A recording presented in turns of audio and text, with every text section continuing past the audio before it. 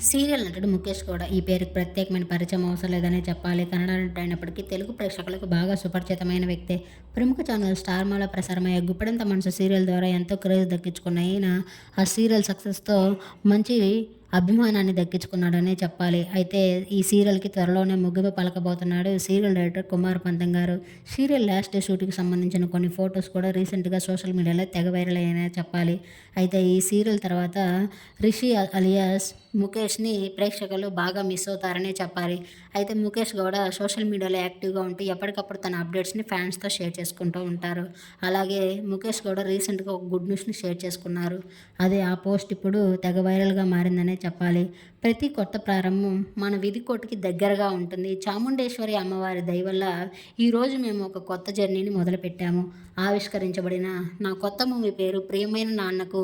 ఒక నక్షత్ర తారాగణం మరియు భావోద్వేగాలతో నిండిపోయిన ఈ చిత్రాన్ని మీకు పంచుకోవడం కోసం నేను ఎంతగానో ఎదురు చూస్తున్నాను.